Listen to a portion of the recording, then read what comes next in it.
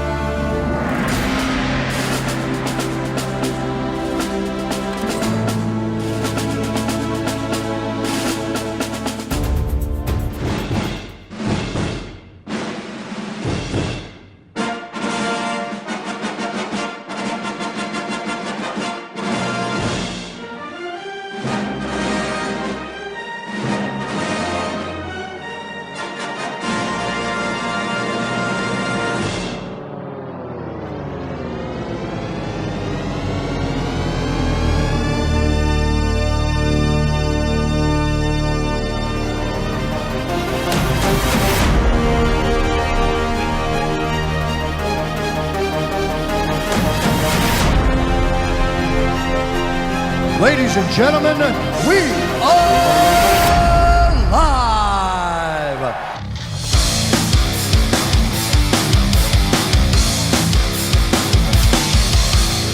What is up, everybody?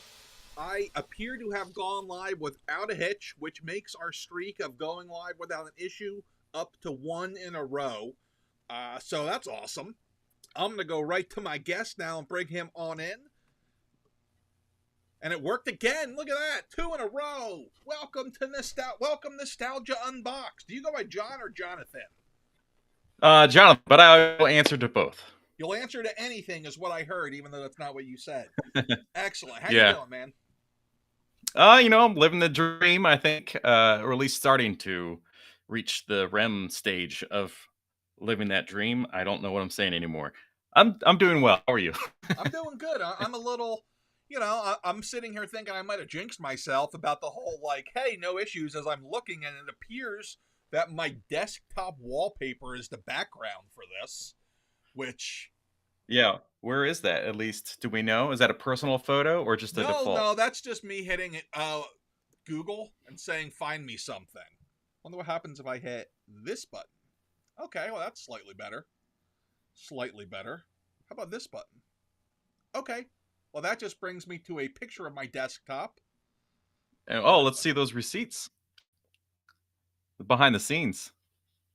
Oh, we lost you. Your audio is gone. Yes. Well, it looks like it's Nostalgia Unboxed and Silent Man. Just listen, we'll just lean into it. We'll turn this into a feature. No, still can't hear you. You just mime the rest of the show. I don't know what happened. I think you might have a loose cable or something. No, for some reason I was muted. There it is. Yes. Now we're really loud. Yep, we're going back to StreamYard, kids. I am so tired of this software. It's dead to me. That receipt, I believe, is actually from Valaverse, because I have 17 things on order everywhere in the last 2 days. Yeah.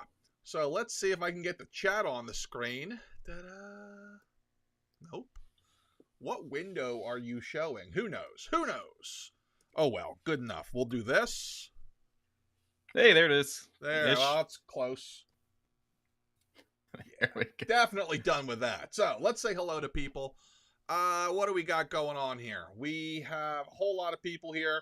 I see, Hambone, what's up? Spider Fan, Backroom Collective asking about Invisible Donnie. A lot of people are asking me about him. I haven't gotten them yet, which is odd, because usually I'm among the first. My guess is that as part of the Haulathon, NECA has been, let's say, giving some extra loving to Target. So I'm guessing that they're behind on shipping, because I know they're in the country. Hey, Laser Pants is here. What's up, dude? What is good? Not much. I got the green paint off of me from yesterday's video, so that's a plus. Thank you for the intro, love. Cancel Horny Culture might win the award for best username. Why not? All right, I got through that quickly. So yeah, that was a fun open. Like most of my opens, I feel like at this point it's just becoming, why are all my scripts popping up now? Get out of here. Get out of here. This is great software, by the way. Yes, this is what happens when I'm just going to put like old man yells at cloud. That's all this is at this point. Like, it's going to be me yelling at this software. I'm going to actually tweet at whoever made this. Who are you? Ecamm Live, and be like, hey guys, check this out to see how great it worked out. The Geek Effect is here. Samantha is here. Hola. Wait, I don't sound low no more. If I do, let me know. I could turn it up. You have been given that award too many times, you say. Well, that is awesome. So here's the thing, guys. I don't usually do too much with guests. I'm using my phone to pull up my notes now, since apparently I can't pull them up on the computer because I can't multitask. But if you haven't met John here, he runs he runs the Nostalgia Unbox channel, which I came across somewhere in, I don't know, October or November last year. Your thumbnails just started popping up on my For You page, and they popped. You make some nice thumbnails, and your videos were really good, too. I was really impressed. It was I appreciate that. Yeah, it was a very different take on the reviews than the normal show and tell, which is what we usually get. Which, there's nothing wrong with that, but I feel like everybody does that. Like that. Yeah, I mean, nice. It is very much an adventure of finding a way to be different as much as I possibly can. Yeah. Well, you're doing well. And speaking of different, the Geek Effect, Kirk is also one of those channels that is just, I watch his stuff and I'm just constantly in awe. Like he is bringing a whole different style. It's like very much a tech review channel, which is kind of what I was inspired to do, but his is just fast editing, good, excellent work. Anyway, Kirk, you got to come on here and talk about yourself because this is my turn. Yeah, I actually have not come into contact with Kirk's channel, which means that YouTube has decided to ban you from me. So, sorry. Let's see. Now I got this up. Let's see if I can even find you. Hey, there's us. Look at that. Super cool. We'll just do this so there's something pretty to look at and I can continue to be a shill at the same time. No. Yes, that is a nerd. Nerdzoic. When I show up, yes. So I've been doing this fun thing, like we talk about the software lately, where I accidentally put things on the screen that aren't supposed to be there. And like, you know, for most men, it's something like really embarrassing. For me, it's like, oh crap, there's my analytics on the back of my store that shows exactly how much I sold of everything today. Or one time, I was in one of the distributor's back ends at the time I was doing the live stream because people were asking me release dates on things. And like all of the wholesale pricing that's supposed to be confidential showed up for like 10 seconds. So then I got to go back in after and clip that crap out. It's super fun. Geek Effect, I promise I will check you out. Did you see the Scarlet Witch figure that was revealed today? Yeah, she's been popping up all over Twitter. And yeah, I haven't done a deep dive into her to take a look at it yet. Yeah, I mean, I'm kind of surprised. It looks like it's the same figure we got before, but I'm surprised we're getting it. It should do well. I mean, the last one, that was with what? The Captain America Build-A-Wing wave. That one did really well. It sold well. People liked it. I love it. She can't stand. She's somewhere behind me laying because I can't get her little tiny feet to stay standing up. Yeah, does she have problems with the peg holes not working well? That's every female figure. Yeah, because that's I have Mara Jade as like my latest, and you know the peg holes are different sizes, different depths. Me just tell you, and then I'm going to change your life in a few weeks. Then your life's going to change. I'm working on a video. So here's the thing: I was planning on making the perfect figure stand. I even had prototypes made, all right? They were going to be perfect. But then I realized, oh my God, why would I do this when I found out there are better and cheaper ways that don't involve figure stands? Basically, using a different tacky substance to hold things down. The problem is, what tacky substance do you use? Super glue. Well, just lock them in. We are going to film a test. I'm still waiting on one more to come in. We got Elmer's putty. We got some off-brand Amazon putty. We got little strippy things that go underneath. We got blue tack. We got big strippy things. We're going to go through all sorts of stuff. And here's the thing. I've been playing with this stuff now for a month because I wanted to test it. I have things that are like, literally, I try like different amounts of putty to put on the feet so I could test how it comes off. It's fantastic because you can actually get figures to stand on like 1 foot in a pose and they stay that way. It's really nice. Now the drawback is awesome. At some point this putty is going to dry out and you're going to have to replace it. So the question is it a month? Is it a year? Is it a lifetime? Who knows? Well, you're going to have to plan a second video that's like a year from now that has, and then like set a 6-month, set a 3-month one so that you can come back and say this one was on there for a year and it is destroyed the paint on the bottom, or, you know, because that would be my thing is, can you get it off the bottom of the feet? Yeah. Well, here's Matt Manley. He says blue tack works great. And based off of the amount of time it took to get that off of my fingernails, I'm going to say no to the blue tack. That stuff was really sticky. I have some stuff called museum wax that's on its way here that's used by museum curators to hold stuff down. I've heard mixed reviews on it, but my best friend's like, trust me, bro. I'm like, oh, well, I don't need to source it then if you say trust me. Trust me, bro, is like the most sure anyone can be. But I want to see how it works out. Like, I want to try to hang my Spider-Man figures upside down from the shelf just because why not? Yeah. So we'll find out. Like, I was going to... I had a whole enterprise plan of figures. Like, I even had the name for the figure stands. I was going to call them Only Stands. It was genius. Like, the marketing just wrote itself. Yeah, it does. And you start with the feet. Yeah, so it always starts with the feet. Feetfinder.com, and there you go. Yeah. I just have some cheap stuff that I've tried using in a couple ways, but it's always short term for like a posing segment or something. But there's a brand called Obitsu stand that has been on. It was on Amazon for a really long time. I ordered them and then used them for my actually like this. So it can get like some really dynamic action poses, and they make different length arms. Oh yeah. But they're not on Amazon anymore. So everybody's always asking about, oh, what you use? And I'm like, well, it's not there anymore. So I'm sorry. But I have like 4 different brands, and I was going to essentially do what you're doing with the tack stuff, where like who makes the best stand. But then I've been waiting for these to come back in stock because I think these might be the winner because they're not huge like the NECA dynamic stand. Sorry. There's the NECA one that you just pulled up. Yeah, that's marketing right there. The good thing about that, Quake Hold. So Quake Hold, I had it in the cart, man. I was gonna buy it, but I'm like, this museum wax should do. Now I gotta buy that one too and try it.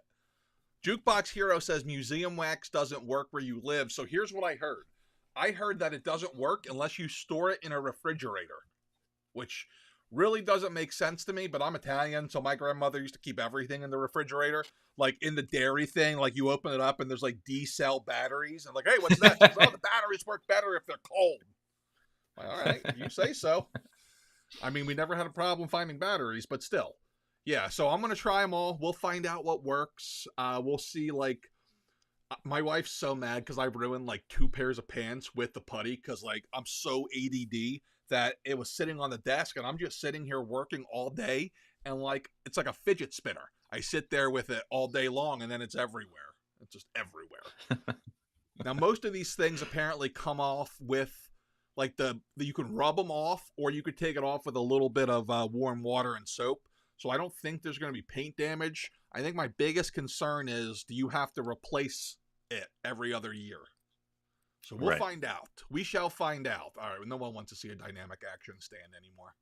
Goodbye, dynamic Well, the thing I stand. do like about the Neko one is that with people that have these glass displays, that they have the suction cup thing, I feel like that is a really nice feature.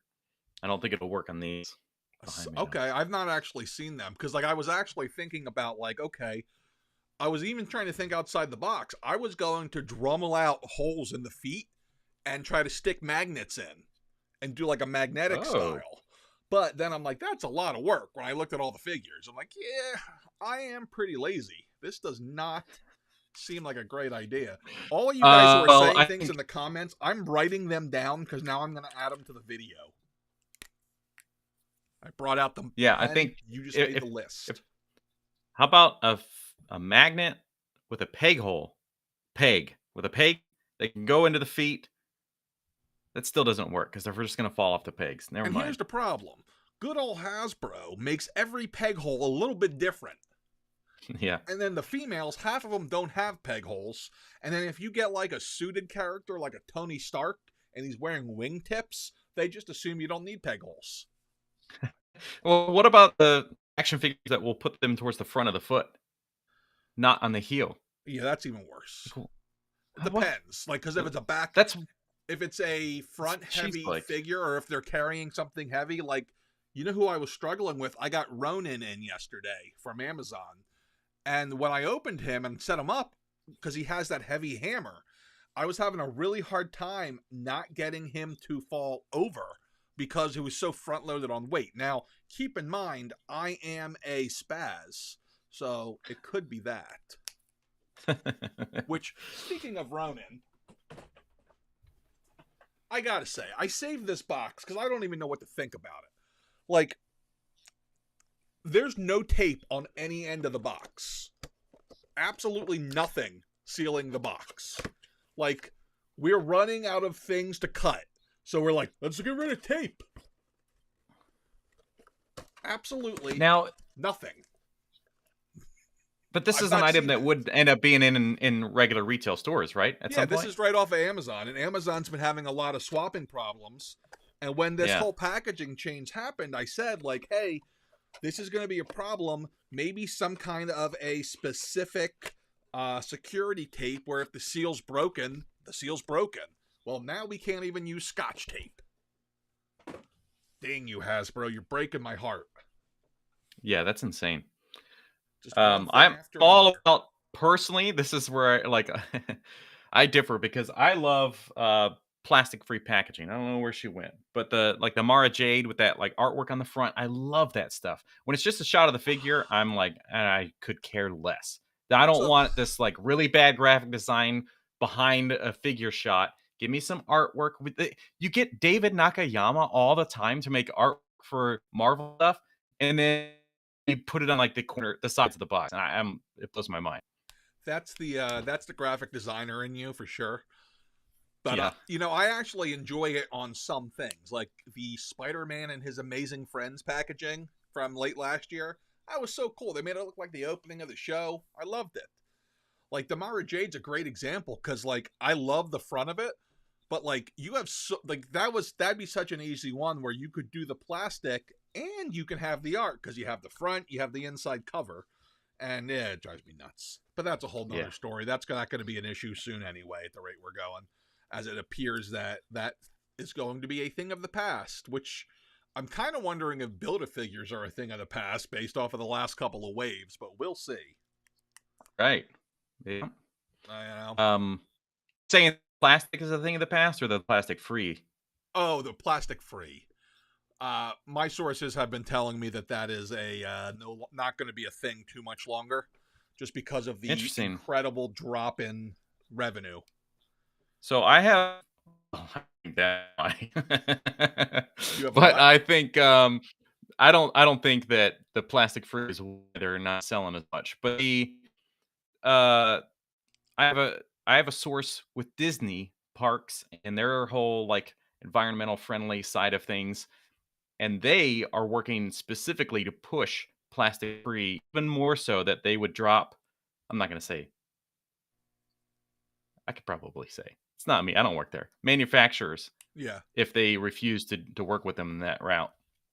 So here's the interesting thing. The reason that it's happening so that the what I'm hearing, and it comes from the purchasing end, is the big purchasers, the Walmarts and the Targets, are the ones making the most noise because of how much product is not just being swapped, but just being taken. And the theft has become such a major issue. Now, we'll see how that goes, but I can say there's a lot of reasons for Hasbro's issues. I've been on the record with it. I don't think this has anything as far as Hasbro goes, this has anything to do with environmental loving. To me, it's just cost savings. That they're packaging neatly as environmental loving. Just because, again, like I get that the figures don't go in the trash, but it's a plastic consumable thing. So eventually, it's going to end up in a landfill. Yeah. But there's also, from what I understand, biodegradable options out there and just other options in general. And I was always a fan of saying, hey, if we got to get rid of the window, I'm totally cool with the figure just having an opening. But that didn't happen either. Oh, what else we got going on and going? I'm kind of halfway watching the chat. Lego boxes use a punch hole to open boxes. You'll know immediately if it was opened or not. Yeah, that'd be a smart move. That would be interesting. James Salzberg with the super chat. Thank you, sir. Here's hoping Bat have gone the way of the dodo. That okay, James, you're gonna have to rewrite that because I'm lost. Here's hoping Bat have gone the way of the dodo. Very confused. I am only on my second cup of coffee of the day, so could be that too. I don't think it has anything to do with bats. I thought Batman, but I think he means the plastic is gone. Yeah, who knows? Or plastic free, rather. Oh, bath. Okay. The bath might be going the way of the dodo. Yeah, that happens to me a lot. But at this point, Siri has learned that I write the word bath a lot, so it doesn't correct it anymore.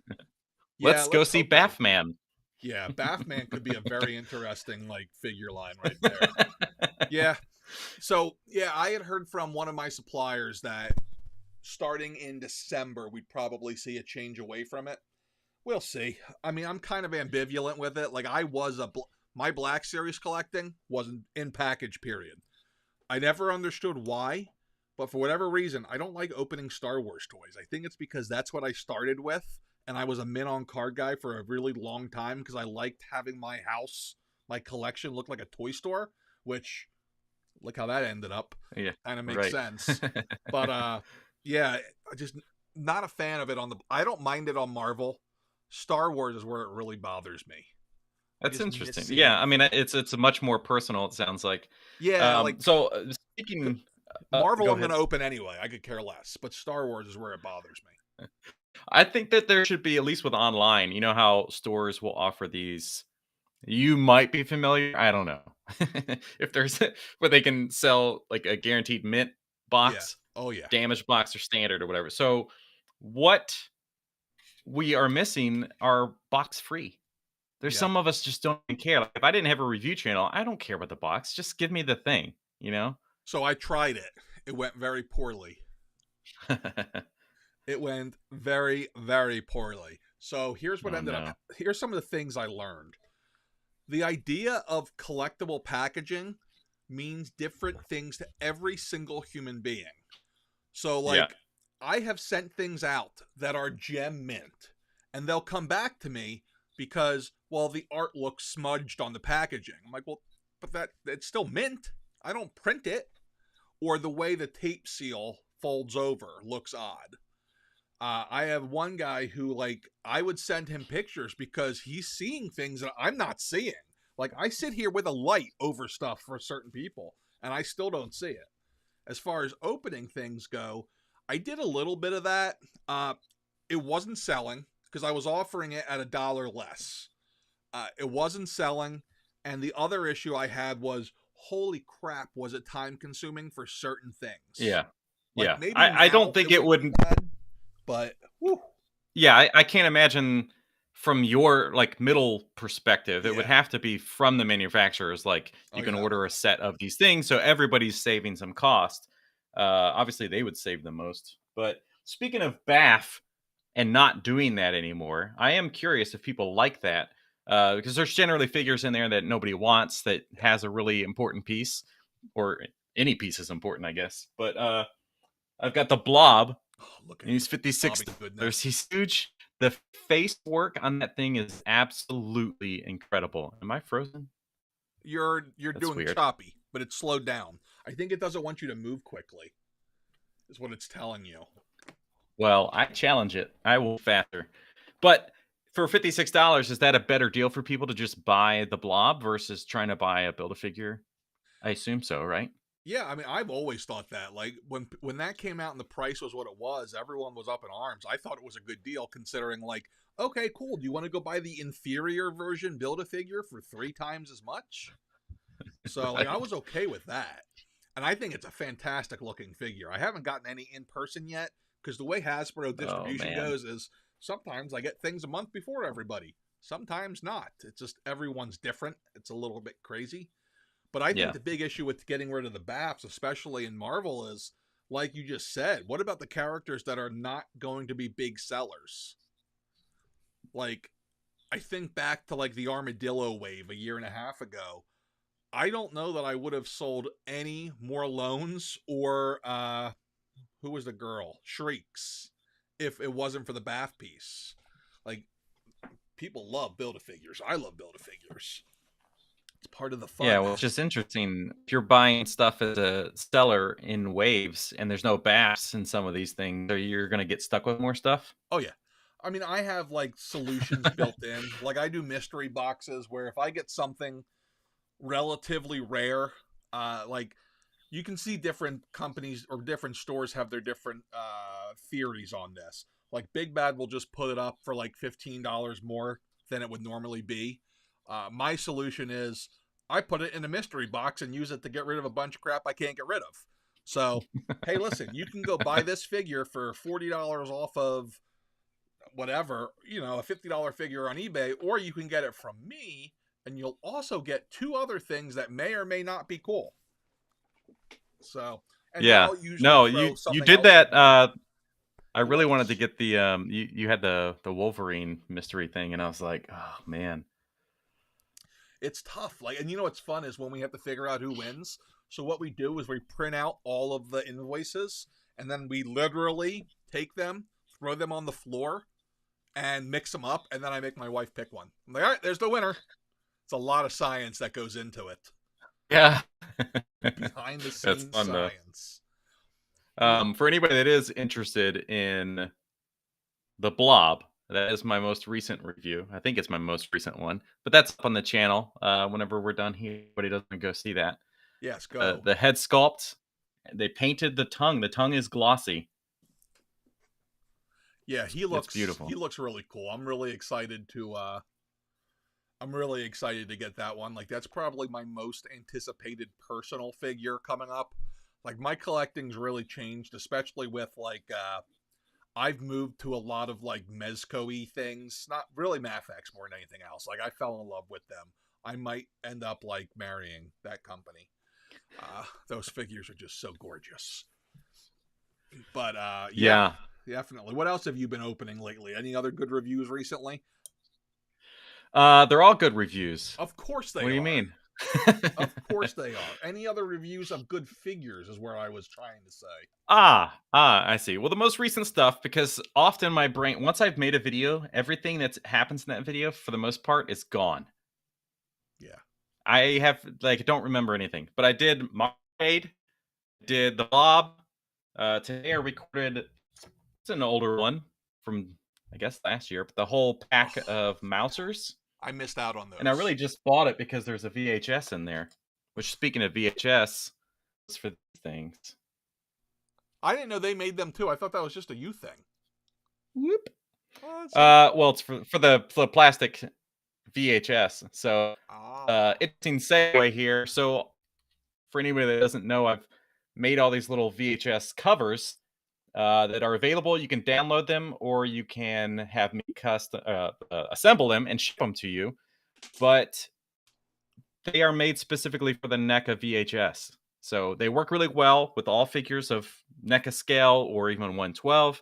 And I have behind me, this is impossible to see because it's so pixelated, but that is like a full bookshelf. And I have about 20 VHS in it, and eventually I'll have it full. So I've been releasing a bunch. If anybody's interested, head over to the channel. So, which ones have been the most popular so far? Of these VHS? Yeah. Of the ones you're well, yeah, so just yesterday I released a martial arts set. So it's a bunch of 80s and 90s martial arts movies like Bloodsport and Three Ninjas, Surf Ninjas, some really fun stuff. Yes. Yeah, so there's some stuff there, but the first wave, and I had an exclusive set that came out and it like sold out in day one. But the exclusive set had like a bunch of Ninja Turtle stuff. It had the soapbox, which you can get pretty much all the stuff you can get available now. But the exclusive set had some Nintendo cartridges available as well. But yeah, I just can't stop. I've lost my mind. once I made initially the little TV screens for the NECA Toon accessory set. So I made all these. These still are free to download. Donations accepted. Thank you. But they fit perfectly in there. There's a whole bunch of stuff. There's video games, cartoons, movies, all kinds of stuff. But I've been lately making the Power Pad set of Nintendo. Nice. I also have the Power Pad, which is... Did you print that on? Printed it on paper, and then I did 2 layers and stuffed some like fake cotton in between, so it actually has like a soft touch, but it allows it to fold up like a plastic one, which is awesome. Yeah, that's pretty sweet. And Nintendo itself. Nice. That would be so much nicer if this was actually clear. Thanks. Yeah. Thank you. All my stuff comes without pixels. Yes. So where can they find this stuff? All the stuff is linked on my channel. You go to like the community tab is probably the easiest way to get to anything. But if you're following me on social media, I would recommend Twitter, which is Nostalgia Unboxed, but there's no E.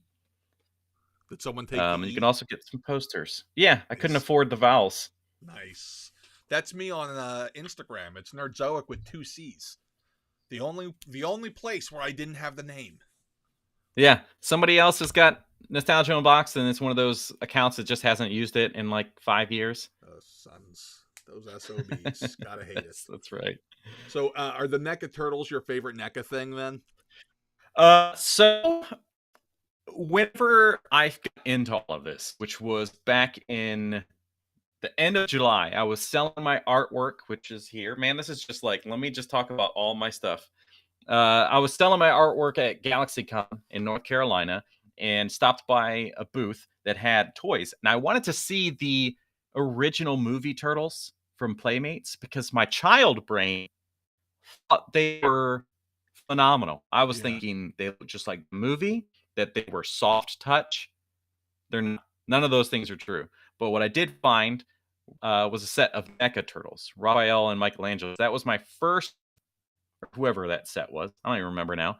That was my first set of Turtles, and then I had to go buy the others. And then it just kind of kept going. I was watching review channels and stuff, and then thought, well, maybe I can do this. And now I'm here with too much stuff. Yeah. But yeah, that's how it usually happens, and quickly. What's your plan for the future with the channel? Like, what else are you doing? Or do you have any future art products that you have in mind that you're looking to do? Actually, this Saturday there will be another exclusive set. I will be partnering with another content creator and does dioramas and miniature stuff. And we will be releasing a 2-page exclusive set this Saturday of some really fun items. This is a little tease of what he made. So we'll have some really fun exciting things Who are you working this Saturday. But the Hero HQ. Okay. I'm forgetting his name because there's like 4 H's in it. Now That sounds you put familiar, me but I'm trying to put a the are they the actually- hero Yeah. the Hero HQ hobby. That's hour. See, that's why it's so hard to remember. The Hero HQ hobby hour. That's a lot. But he does incredible work. He's actually a friend of the Geek Effect. So we've just kind of all started connecting because we've become friends online. But beyond that, as far as the channel, future things, yes, I have maybe not specifically with this channel, but creating a new channel with another content creator that will be like a really a potentially groundbreaking way to approach this sector of collecting online. So I'm really, really excited about it. My brain can't stop trying to come up with new ways to do things. So, Well, so looking. what do you mean by this sector? So like this may be something that is being done on like YouTube for other genres. Okay. But the collector world doesn't have this at all. Nice. Well, that should be interesting. And mostly tough because if you want to do something in person with another creator, I mean, so many of us like us are separate. Yeah. So we just have to revert to online. This would be 2 people in person, that both creators. He's much larger of a creator than I am. Hoping all this goes well. We've been talking, and yes, it's just be a really fun way to play in the space and give the viewers something new and fun to watch. That's cool. Yeah, honestly, that's kind of how I ended up doing really well early on. Was I basically brought a concept which was talking about what things are going for on the aftermarket straight out of the baseball card world. And like literally, the one guy was doing these videos. I'm like, huh, it's a little cheesy, but I can't stop watching these. I wonder if anybody else would be like that with toys. And that's what did it. So, is this person geographically near you at least? Yes, like 8 minutes, and I couldn't believe it. Holy hell, really? I don't think I've Yeah, met anybody yeah, who's only super 8 lucky. minutes away, except for like, okay, I've met a couple. Yeah, it's amazing the people that I've met, at least through YouTube. Like, I've made so many friends. It really is kind of mind blowing. Like, makes the world feel a little smaller, I guess.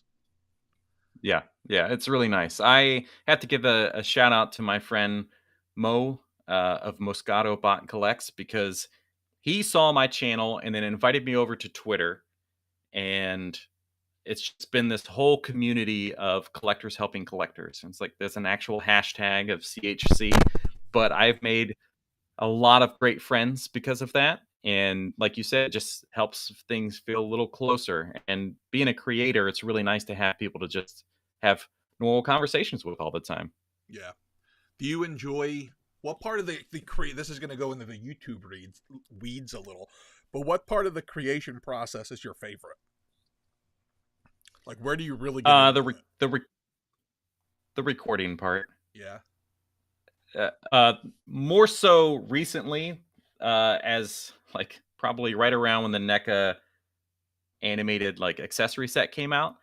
I just the weirdness of me and my humor has been coming out like full force, and people are even watching. They're like commenting that they are witnessing me like spiral into madness. Evolve.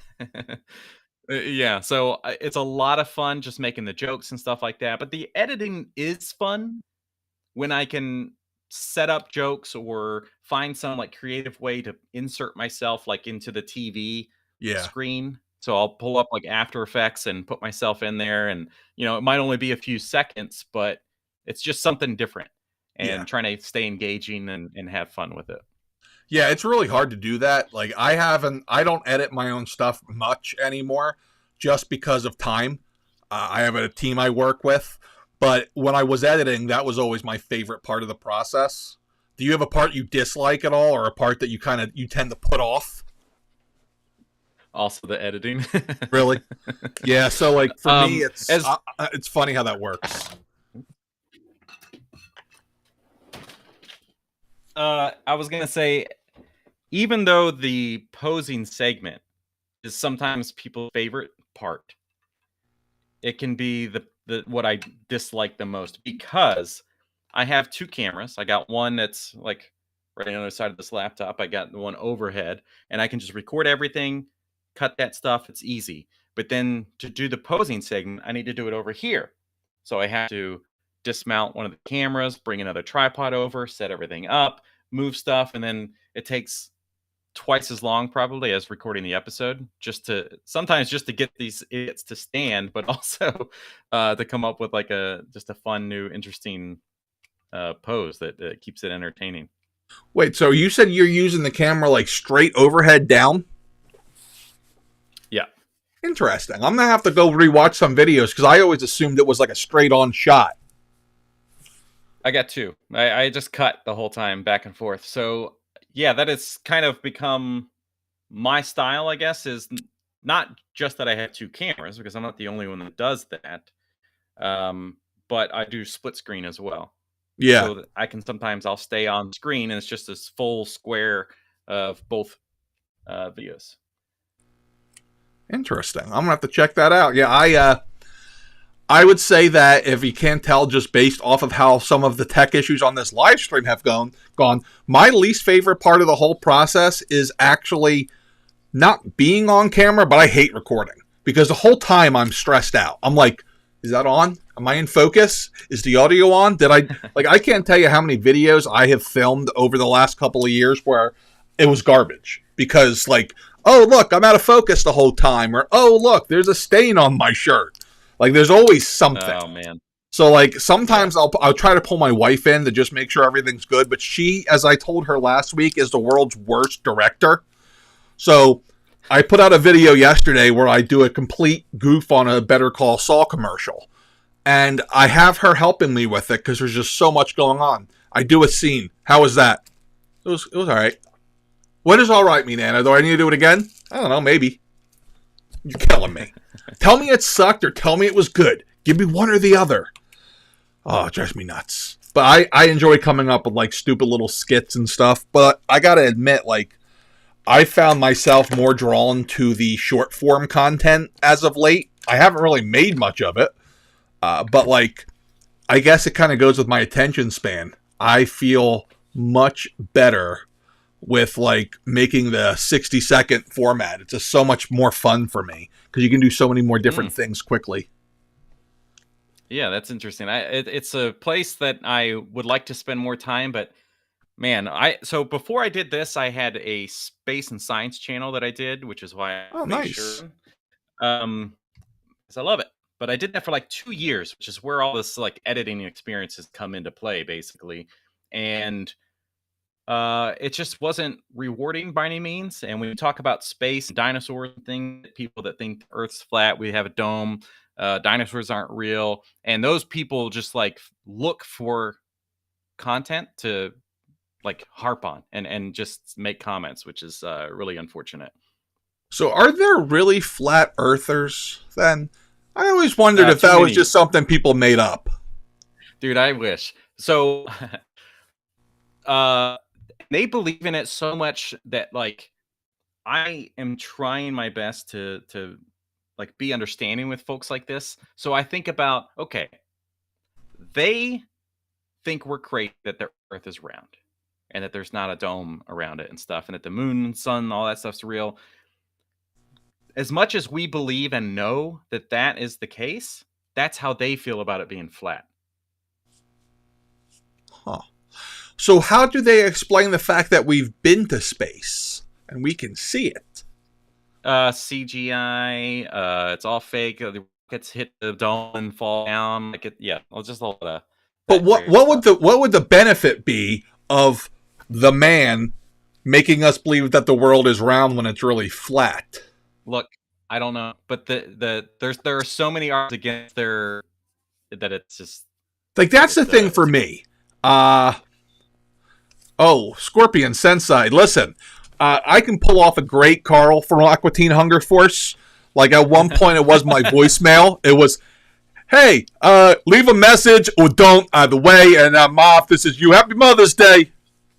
Like, I can pull it off with the green sweatpants, the flip-flops, I can pull it off. I just got to get a chain and let the sides of my hair that actually grow out. I'll do that for a con one day. I'll just show up as Carl. That's awesome. I love that show way too much. Yeah, it was so good. It's funny though, because like I was always like, man, I wish it wasn't just 15 minutes. And then they made the movie, and I'm like, oh, I get it. I understand why it's 15 minutes now. Oh man, the Brood Witch sandwich will always be a classic. So I'm a Philly guy, so the John Kruk episode, that will always be the one for me. Hey, Kruk, I threw batteries at you at Shea in '89. Like, that's always mine. That and the oh my god, what was it? I still do it sometimes when my son will be like, hey, what's that? I'm like, it's a great, it's your mother. I just pull every once in a while, like, millions of years ago, the chickens went back in time. Like, I just fall into it. And like the McDonald's near me has these weird red swirls on the wall, and every time I go in, I'm like, it's Meatwad. Every time, every single time, people just look at me like I'm nuts, which is fair. It's fair. So I want to call out. Where did it go? I just saw it. Did you delete your own comment? Because you should have. Where people think that I look like Seth Rogen. And I see it now. That. I don't see that. Seth Rogen is a portly man, which as a fat man, I'm allowed to say. I don't see that at all. Also, Seth Rogen is not funny. He's not funny. Oh boy. He's not funny. Controversial. So listen, I'm sorry. Can't make me laugh. Especially in person, what I get since like 2006 is Tobey Maguire. Interesting. Yeah. A lot of it, I'm sure, because of the glasses. But again, heavily in person, like almost always when I meet somebody new. And then a few times I've seen it in comments and the videos and stuff. But generally, yeah, that's my people. Oh, you look like Spider-Man. And I'm like, well, thank you. That's awesome. I get. I don't do as well. I get John Travolta from the movie where he's bald. So I'm like, okay, sure, that one actually is accurate. But what I got to be on a thinner. When I'm thinner, I look more like that.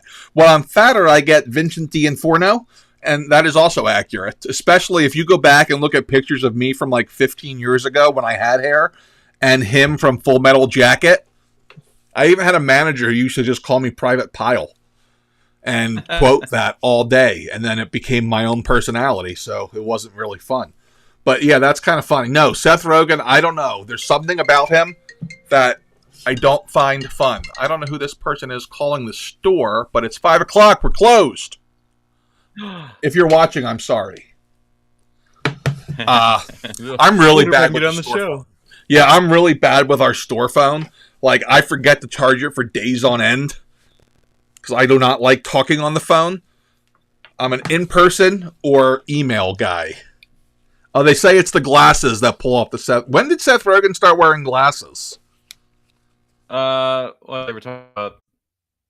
Oh, I don't know. I don't know who they're talking about because we're getting both here. I'm a fat Tobey Maguire, according to Jansen. Yeah, I'm not seeing it. I'm usually good at this, but maybe I need a couple of drinks. If you end up going to PowerCon, then I can do it. PowerCon's my big visit this year. It's in Ohio, so it's only like a 6-hour drive. So I got a little posse of friends. We're going to go out. I told them I'm going to make them all wear shirts that say like Nerdzoic security on them, and then make them stand around me like I'm Bill Goldberg. It's going to be great. It'll be glorious. And my one friend is like 5'6", so even though I am 6'4", but he makes me look like I'm like Andre the Giant standing next to him. And then I always make my other friend like film it at an upwards angle. I'm like, yeah, I got to keep the aura real. Special effects, baby. Paul, how you doing, dude? Good to see you. When did you change your logo? I noticed that today when I'm like, hey, wait, it's not the green NU anymore. I was very confused. Yeah, I was really hating it, but then I was like, man, if I'm gonna rebrand my colors, I just got to do it because I don't want the green and I don't like the NU. So I changed my banner and stuff yesterday. changed the profile picture yesterday, and then changed the profile picture again today. So nobody knows who I am anymore. Nice. That's all right. I actually, I am so incredibly unartistic that I can't even tell if two colors go together. My colors, my primary colors, are stolen from another company. Like, I literally just went from company to company and looked at their colors, and I was like, nope, Pizza Hut doesn't work. Blockbuster, not feeling that blue. Let me see if I can actually, hold on. Because I was watching a lot of their stuff on YouTube. Right there. There it is. Nice. Very nice. Yeah, couldn't help myself. I'm like, I like those colors, man. Well, this will be a small channel about toys that no one will have ever heard of, so no one's going to care. And we went from there. And here it is. Yeah, it was literally that, and I got the Nintendo-style font. I'm like, there we go. We got it. I made a logo. And here we go. This was never supposed to be a thing, but here we are. Yeah, well, it's fantastic, and it's definitely the hardest part. Is coming up with logos and branding and all that stuff. So have you gotten to that part with your new project yet that's taking over your mind? Like, how far into this are you? Your new project with your 8-minute away partner? Have you gotten to the point where you're, like, coming up with ideas yet for branding and stuff? Well, not the branding side of things, but as far as, like, what the ideas are, I've been sitting on for quite some time and only recently found out that he lived close. So that's how that goes. Yeah, the ideas have just been flooded into my brain, and I often am at nighttime just thinking of things that I can do, and I'm like, darn it, I need somebody else to make this work. I can't do it alone. What? When do you think we'll actually see something? Man, I don't know. He's full time. He's got a family. He's got his own channel. He's doing so much. And we only just started talking last week about it. So nice. So we're in the baby stages still. We're in the brewing. It's brewing. Yeah, that's awesome. Well, it should be fun. I keep toying with that idea too, because like I have this problem. I tell my wife where I just can't help but look at any topic and say, I wonder if I could make a YouTube channel on that. And it's very bad. It's very bad.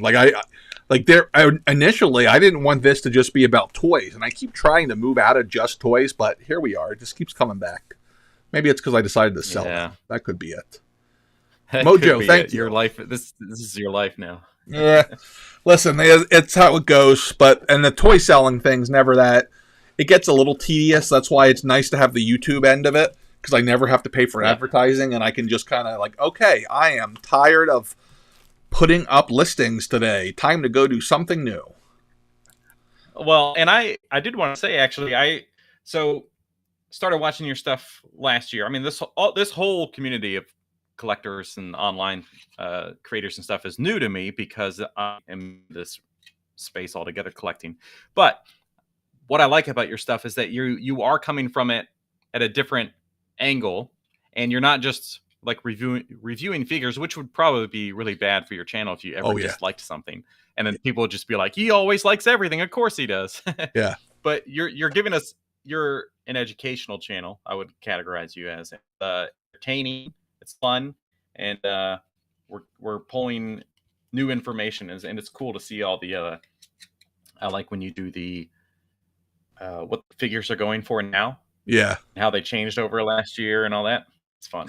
Yeah, it's that, I don't know if you're my age or a little bit younger, but there was a time where the Toy Fair magazines were like, this is like early internet days. Every month you waited for the day it came out, and it was, I don't know if you've ever been into one, but it's like stupid. It's like basically like a toy website in a magazine. And it's like tons of different stupid things, like Twisted Toy Theater, and the back of it was a price guide. And every month I'd sit there like I'm reading the stock report. And I'd be like, oh, look, my Power of the Jedi Luke Skywalker increased $2. Well, I guess I can retire. And I never plan on selling anything, so there's never really a point to it. I think it's the Rain Man in me. If only I could do this with things that actually mattered and predict this kind of stuff. But I can't. Which is what? This matters to a lot of people. Oh, let me reframe that. Not that matters, but that actually makes serious money. Like if I could be like, all right, here's the thing. Guys, leave here now. Go buy all your stock of Blockbuster. It's about to break out, I'm telling you.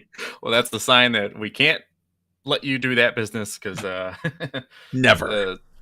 Now, I almost started a video editing business last year because I was like, I really enjoy this editing thing, and I could probably like scale it. But then I decided, no, that's too much. Let's see. I wanted to ask you. So, where's my phone at? I lost it. I found it. So as far as, so hold on. This is what me doing. This is me. It's the guy who called is now sending me emails, so they're popping up all over my phone. What are your pet peeves about this whole collecting and or YouTube creation world? I'm curious to hear.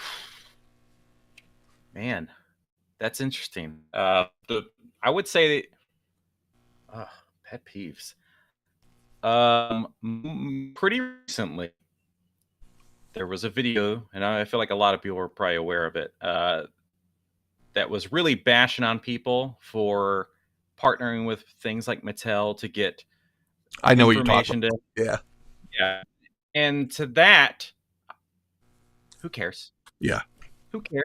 Who cares what these other channels are doing? Even if they are making money, it's like that's what everything does. It's a business at the end of the day. But like everyone's just having fun. Who cares? Like this space, and more so in the last couple months, this channel, the stuff I'm creating, people on Twitter, the comments, people are so incredibly nice that I just was riding a high of like happiness that all I wanted to do was like give happiness back. It's been so incredibly rewarding and very surprising, especially after my science and space channel. But to come across that video of this, it's just like, what is this? This is just like hateful and like just spewing bad energy. And I was just like, I don't want this. I just want people to be happy. And the end of the day, if my video gets somebody to laugh, it's not really, to me, it's not about, is this figure awesome? Does it articulate really well? Or, that's how it started. It was like, can I give the best review? Now it's, can I entertain somebody today? Well, here's the thing, though. Where it's like, it's not about what I'm reviewing anymore. People are coming for me, which is like, that's great for my own ego. Yeah. But that means that people are having fun. And that's what I want. I hate that it seems like, I know I totally hear you.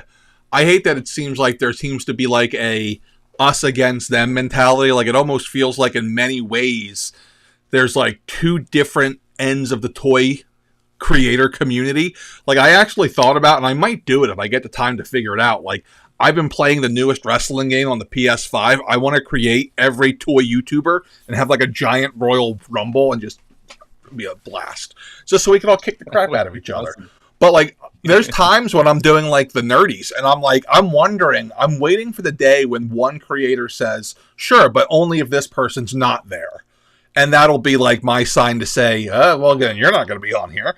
Because like my whole thing is I try to get a diverse group of people, not just like from like an ethnic standpoint. That's part of it too. It's always tough to get more women in that. Like our space is so dominated by males. But that's why whenever I'm like, I always like Victoria's Cantina. I've been listening to her since long before I started YouTube. And I always try to get her on stuff with me because I love her. But yeah, there's just such a negative thing. And a lot of it is, I think it's just because we're all behind a computer sometimes. And I think the other piece of it is, the bottom line is that controversy sells.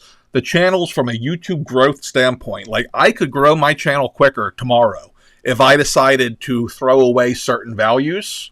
But those values, I can't do it. Like my whole channel, the idea is to try to unplug from life. I don't want to throw life at you and be like, the reason our prices are going up is China and I blame Putin. Like I don't want to get into anything. Like, I don't want to talk about anything. Like, the most controversial thing I try to talk about is, like, sports, because I'm a Philadelphia person. So that's always controversial. But, yeah, like, people get, it's tough. And I see videos where I'm like, man, look at those views. And I'm like, I could totally do that, but nah, I don't want to. I'd rather not. I don't want to call people out. I don't want to put people on blast. I want to be the person that can kind of unite people. So it's tough. I got some crap about a video I put out not too long ago. It was my really grind your gears video, and I was given crap by a pretty prominent creator about it being clickbait, because it's me, my face on Peter Griffin on the thumbnail, and they like the original picture has like some Quahog news story. So I took a clipping of a recent Hasbro price increase news article and I stuck that there. And their thing was like, well, you made it seem like prices are going up again. And I'm like, well, they are. They're always going up, so I'm not wrong. Yeah. Right.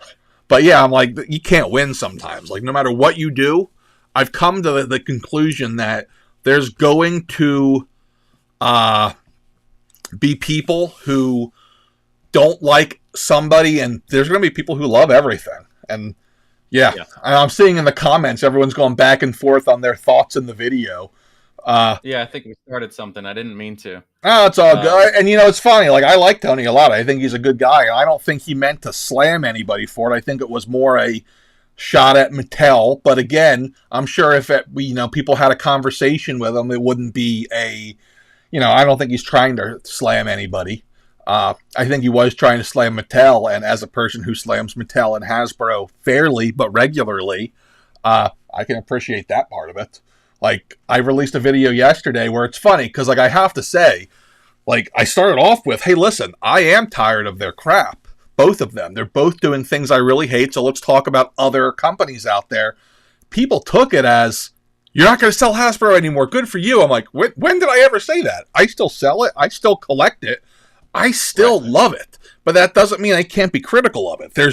It's not an all or nothing thing. You know? Yeah. I mean, shoot, let's just talk about Super 7. That my first video that most people probably know me from is that Robin Hood one. And that was literally my first 7 figure. It's if anybody starts collecting them, that is the worst figure to start with, because it's awful. And it really just like destroyed my thought of them as a brand. So then as friends were sending me other figures like Turtles and Thundercats and stuff, so I could kind of get this experience of like, well, these are the ones that people think are really worth it, that had good quality and stuff. So I had to like slowly earn their trust as a brand, because I was so just put off by Robin Hood. But now I have Homer and Moe, and I have other Simpsons characters on pre-order, because I think that they really did an excellent job there. I was going to ask your opinion on them about. Yeah, I'm really going to be hard on them about paint, though, because they never paint anything most of the time. So, I'll go into my Super 7 thoughts now. So I go back and forth. I don't carry them in the store, largely, almost entirely, because you can't make money on them. They have the lowest margins there are. And if I was to ever get a product and have to discount it, I would lose a ton of money. And you look, there was a time where their product never went down in value. Now you can go pick up their Turtle stuff for half the original price because they overproduce the hell out of it. So that's the real reason why I don't do that. But when I look at their product, I go back and I keep coming to a couple of things. I do think it is overpriced for what it is when I see the comparison, and I always put it up against NECA specifically, because NECA is working within the same guardrails. They have to pay the licensing fees, they have to produce high quality, lots of accessories, and they have to do it while being a U.S. in their distribution here, manufacturing in China. So the issue I have with them is, one, there are so many times where their final product looks nothing like the renders. And that drives me freaking nuts. I don't trust them on human characters. I don't think they can do it. But when they put out cartoons, and I really changed my thinking on this like a month and a half ago. I was doing a tour at Hedgehog Action Figures house in Jersey, and he had a lot of the older Super 7 He-Man stuff. And I was just like, oh my God, this stuff's amazing. Their Thundercat stuff is incredible. But the Disney stuff turned me off because I'm like, how are you charging this much? There's barely any plastic there. There's like 6 joints. And yes, that makes sense for the character. It's a great looking figure, and if it wasn't for the price tag, I'd probably love them.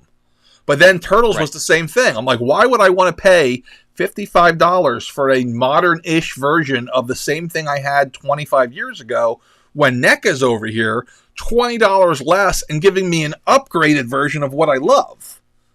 So that's where my Super 7 thought comes in. Yeah, I'm honestly like right there with you. The human figures, I can't do it. Andre the Giant was laughable. Oh God, that was bad. But the cartoon stuff, they crush it with the cartoons for the most part. The Disney stuff, I don't know. The Robin Hood. What was the big issue on the Disney stuff? Because I don't know too much about it, other than I saw it and it looked the price. It was the value for me was number one. But what was it that really made them bad? What hurt? So my experience with Disney hands with them is Robin Hood and Prince John, and they have this shiny plastic. There's like really no paint to it. Their joints are incredibly loose, so you can't really Prince John can't even stand on them because his foot ankle collapses. But then they have this really nice soft goods, so Prince John kind of is nice. But Robin Hood, a lot of people in the comments would even say it looks like a McDonald's toy. Like it has that plastic look and stuff.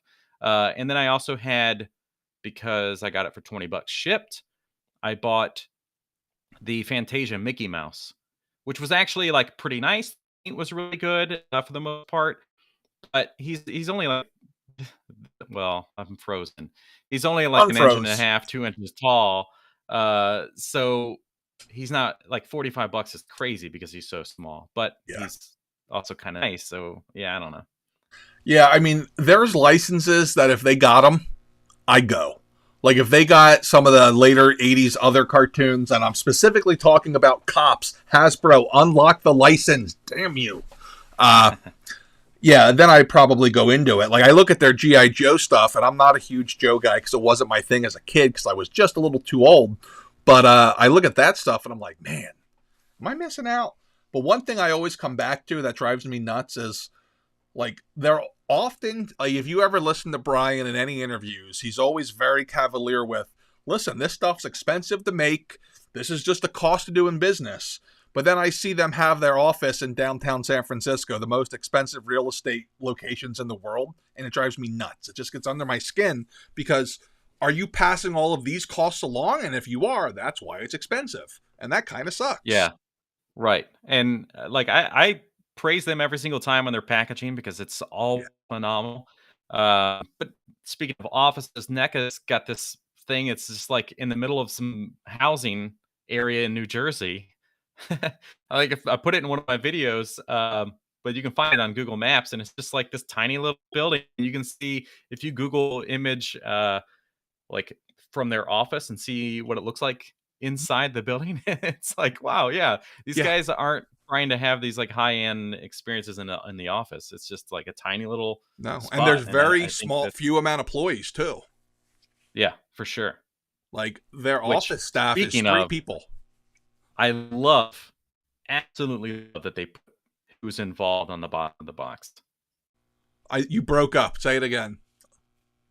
On the bottom of NECA's packaging, I love that they add who's involved, whether it's the painters, the sculptors, the packaging and all that. I love it. Marvel Select has started to do that as well. Oh, that's good. I'm glad because that's something, as much stuff is on a Marvel or Hasbro package in all the languages. I'm the one thing I want to know is that this was David Nakayama painting on the side of the thing, Yeah, I don't know if they've made it to the packages yet with the Marvel Select, but it's in the descriptions. You can see this is sculpted by blank. So I always thought that was pretty cool. Their stuff's very hit or miss too, but they've been really hitting it hard lately as well. I noticed you recently picked up the Abomination. What did you think? That's an older one. Yeah, so I have a couple friends that send me stuff that they're buying, and they're like, hey, I'm just going to send it to you first and then have you review it. And I'm like, I couldn't be more thankful for that stuff. That was one of them. It is massive. Yeah, he's a big boy. Beautiful as far as the paint and the sculpting. I love it. But I guess from my understanding, there's some everyone in the agreement that it's not going to have a lot of articulation, and he does not. And he's got like no accessories, which is a bummer. I'm trying to But if you remember when need he a came big, out. massive, I put it in my video. I definitely don't remember, but It's an they older are one. out re-releasing stuff, which is nice. Now they do. I'm sold out of him. I better buy more. Yeah, they regularly re-release things, but let me see, one. So he's got double knees, single elbows, and that seems to on shoulders, and that's about it. They're all single. Yeah. Oh, are they? The knees are too? The knees are single. Yeah, Okay. it's rough. Yeah. He's really got nothing. You ready for something crazy? That's an Let's see. improvement over where they used to be. So one of their first releases was a Punisher figure, and he came with a guy handcuffed to a broken pinball machine as the accessory, and it was awesome. But the joints were hips, shoulders, neck. That was it. No elbows, no knees. Like, you couldn't do anything with that thing. Oh, man. And they've come a long, long way to the point now where we're never going to get like the 25, 30 points of articulation. But Right. they are doing pretty well in the sense of their sculpts have gotten continually better. And they've always been really good at big, beefy characters, and they always fit in well with Legends. Like, I still think that this is better than the Legends version of Abomination. Yeah. The Watcher's another one. Like, the Watcher for Marvel Select is about 15,000 times better than the Marvel one, because the Marvel one's based on What If. It doesn't really have that comic book feel to it. Yeah. Yeah. These are the big characters work really well with Marvel Legends just because you want these guys to be oversized. Yeah, someone just said the Marvel Select Hulk, and yeah, the Immortal Hulk one they did. I've never had that in the store because it's so hard to get a part of, but he's gorgeous. But they have some human figures coming out that I'm actually, like, I've never bought for myself a human Marvel Select figure, but they've been doing this thing lately where they, like, the Visions, he's been out. But, like, I don't know why we haven't gotten this exact look in Legends form, because the problems here are just like you said. We got single knees. We do at least have ankles on this one, but it's single everything else. But from a look, like, this is the perfect Vision looks wise. Yeah. And then the other ones that aren't out yet, like this. This is the best looking Iceman I have seen. Like, the way he's just so perfectly translucent. Can't speak English. I just love it. I think it looks great. But again, the articulation, no bueno. No bueno. Yeah, which is tough because it's like, what's the compromise? Is Super 7, speaking of, they talk about not having too much articulation because it would ruin the sculpt. And I can understand that. And in certain places we need to just be like, yeah, we're just not going to do that. But then we get figures that have like double jointed elbows, and it's just like, it didn't hurt the sculpt at all. This is awesome. Why can't we have this all the time? Especially on big figures, because you kind of have the room to play with that. Yeah, and it's funny because, like, on big figures, for me, I'm very much like, okay, the Hulk's not doing splits. I don't need his legs to have full range of motion. Just maybe a kick here and there. But, then you can go the other way around with it. Are you familiar with Amazing Yamaguchi at all? I'm not. Okay. So they are another import brand. Their stuff, it does not... This is where the articulation becomes distracting. Because this is the best articulation you'll ever find, but you got ball joints here. So there's ball joints on every joint here. So it is full range of motion, but it looks weird. Yeah, Figma does that with some ball joints. And it's like, sometimes they work really well, but then when they have these, it looks like some kind of like blister or something in the elbows. It's a little odd, but that is a figure that will only ever look good in some crazy dynamic pose. Yep. That, like you said, it's the opposite side. Now you as well just gotten a Spider-Man statue that's in a swinging pose. Yeah, exactly. Carbon Scorin's here, man. What's up? How you doing? I love that Super Skrull as well. That is the perfect looking Skrull we've gotten, the Marvel Select one. Yeah, I mean, and that's why, like, Amazing Yamaguchi's one, they're just not for me. There's people out there who really like them and they like the anime look to them. They're just not for me. I can dig that they look cool, but that's as far as I go. That's probably out of all the companies on the other side, as I call it, they're my least favorite. The other one that I've been really enjoying from a look standpoint, at least, is Sentinel, but their selection is so small. I have what do you have? The Miles Morales Nice. he's supposed to show up one day. I don't know if I'll ever get it. Oh, where do you have him at? I obviously did not order him from you, so my apologies. Clearly. I think I'm out. Long time ago from Entertainment Earth, like a fool, because Entertainment Earth always takes forever. You know what's ironic is that is going to change soon. So, like, Entertainment Earth is the biggest importer in the country of toys in general. Now that Toys R Us is dead, they generally, like Hasbro, they get things before anybody, but they don't get things out before anybody because they have had habitual labor problems and space issues. Their wholesale side is combined with their retail side, and it's a disaster in a lot of ways. Like, I had an issue a few weeks ago where the last Moon Knight that came out, they're still telling me July. This thing's been out everywhere since January. Finally, one of my other 17,000 distributors was like, hey, we got these in stock if you want them.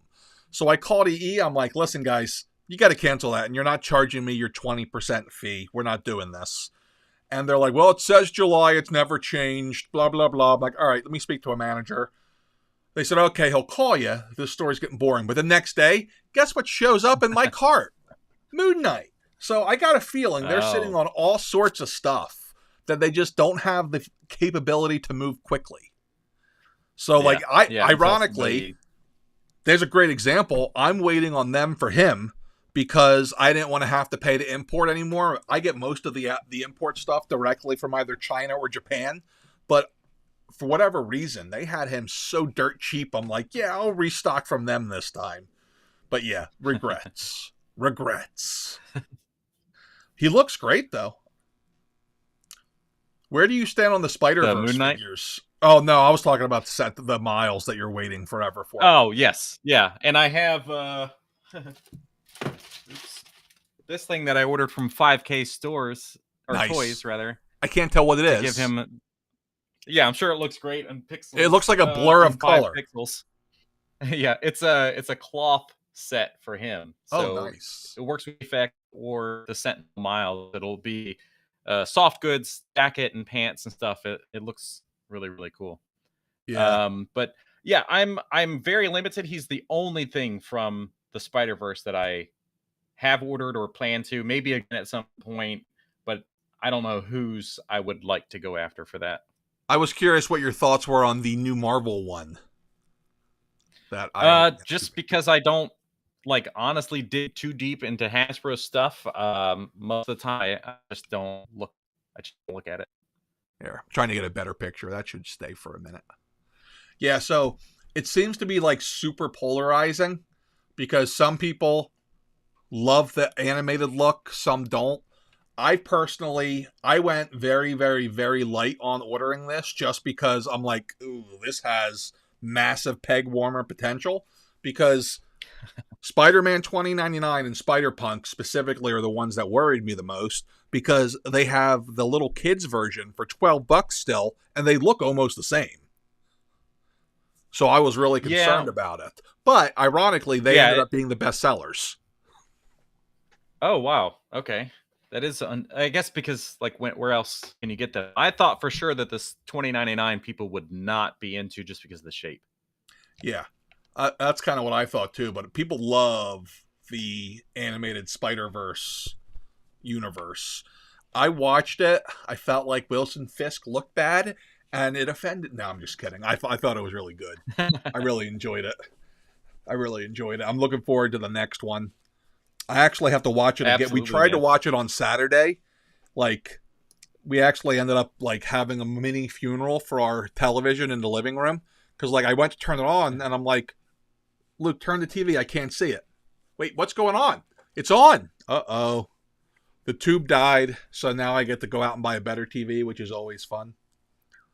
Yeah. Why not some 4K or 6K or Well, so 12K, this whatever. one, my wife and I bought it. I went with her. We were just dating. This thing is circa 2009. And like, I may have encouraged her initially to move in with me just because I wanted it in our bedroom. Like, we're going back 12 years ago now. She's like, well, we got a good run. I'm like, you realize that this is why I asked you to move in with me the first time when we did it? I needed a new TV for the bedroom, and like, I really like this one. And she punched me. But yeah. That sounds about as deserved. Yeah, well, that's our relationship in general. Speak of the devil, the Ring doorbell just went off. I think she has... Oh, no, it was USPS taking out packages. Your thing's on the way, people. That's the beauty of working from home. Yeah, 70-inch minimum. So here's what I'm dealing with. I have these 2 built-in cabinets above my fireplace, and I think I can fit 70, maybe 75-inch in there, but I have to... We have a fireplace there, so I have to mount it against the fireplace, which anytime you Google mount TV to fireplace, all you see is, don't mix electronics with heat. It's bad for the electronics. And I'm like, listen, you don't live with a wife who keeps the house at 65 degrees. We've never used our fireplace. That thing is just for decoration only. Not worried about the TV.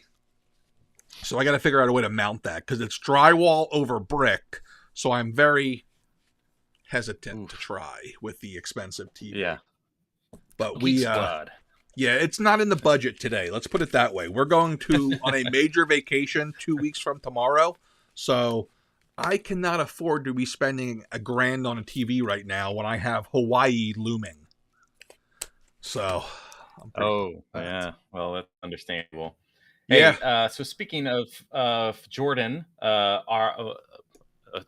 customer of yours and a friend of mine, the gas. So he's got his Mythic Legions. He cannot stop buying Mythic Legions. Jordan, take a break, dude.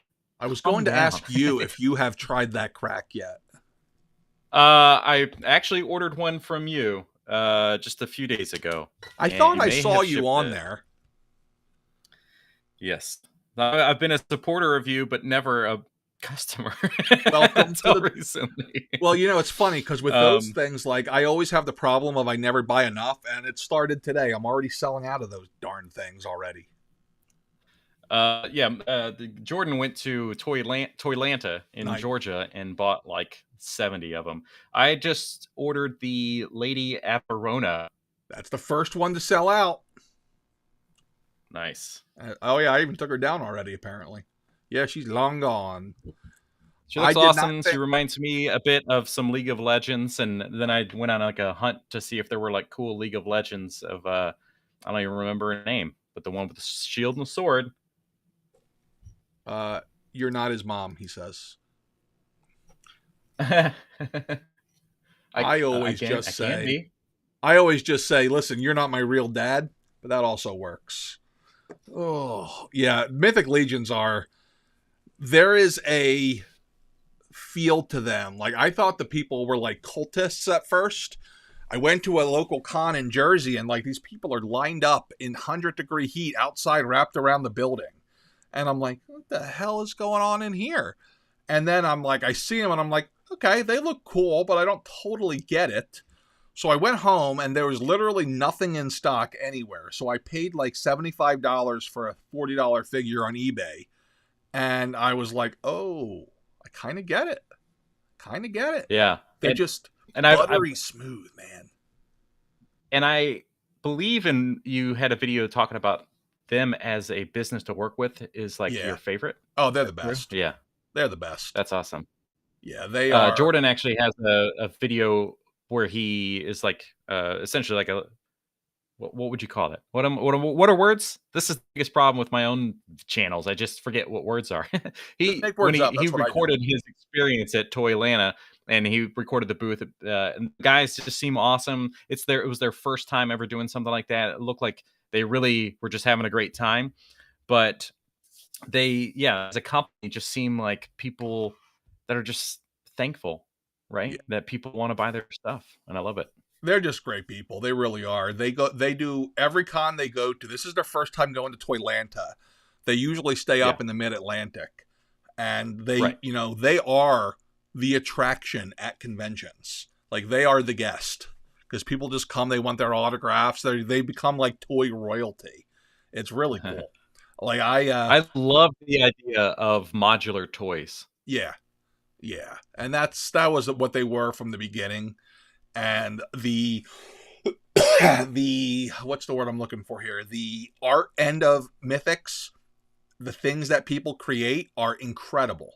The customizers in this realm, and they are the nicest, coolest community. I just can't say enough nice things about all of them. I also just need them, like, when the day comes that I get into the convention game, because that's on my radar as far as projects go. I want to hold a convention. I need them. I need you guys, just so you remember me. Don't forget. I need you to be my draw. But yeah, it's like, yeah, I won't go sell at a convention, but I'll run a convention. I'm okay with that.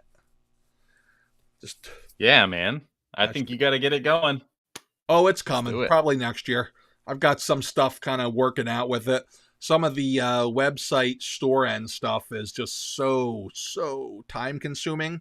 And like, I'm a huge fan. I've always been a big fan of Big Bad Toy Store and this, just the way their website runs. And I try to replicate it in a lot of ways, but they built their technology for themselves from the ground up. It doesn't exist in other places. And apparently, I didn't realize this because I'm closeted in my world of toys.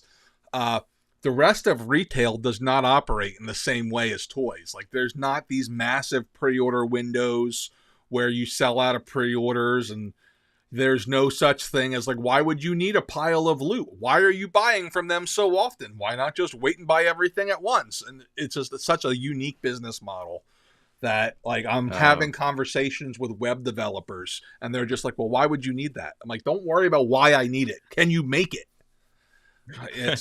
That's what developers are best at. Listen, I was a web designer for many years, and yeah, it's always just like, but why? Yeah. I'm like, don't worry about what's it. I don't know. Yeah. Like, there's been so many little things that I've asked for with different developers over time, and that is the exact thing they ask me. Like, it took me forever to get someone to set me up to be able to do like a real live self-updating top 10, which looks great right now because the top 3.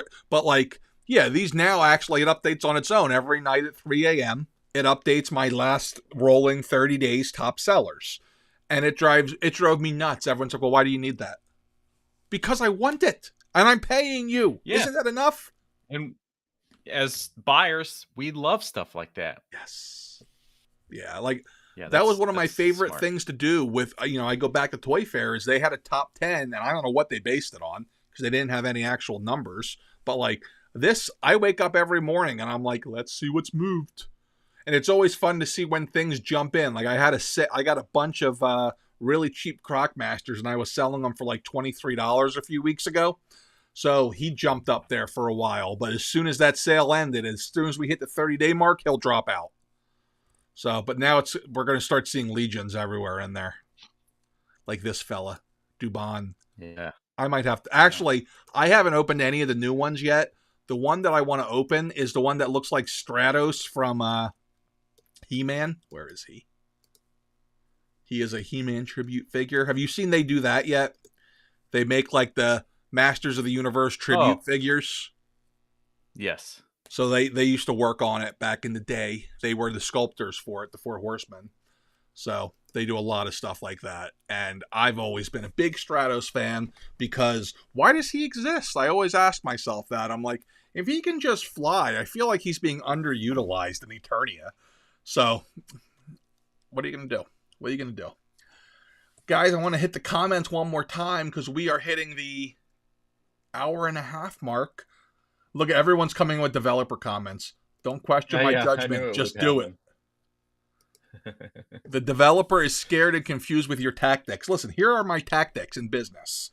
I'm really, really nice, and then I'm not. And it's very rare that I'm not. But when I'm not, it's not fun. I've never had to do it in my own business, only in restaurants, where they used to call that person danger because I'd just be like, wait, what'd you say?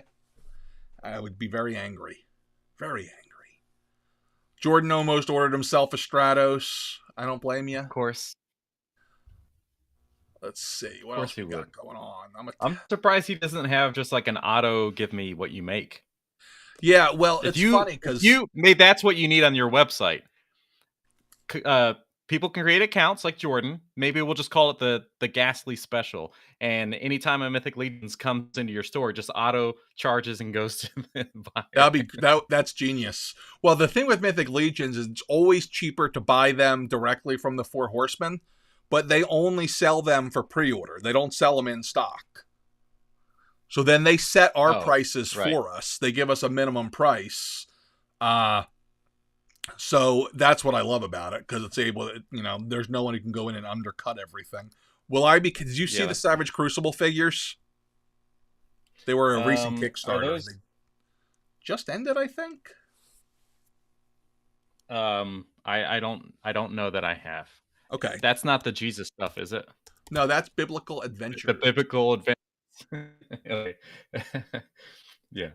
No, Savage Crucible, essentially, have you ever watched much South Park at all?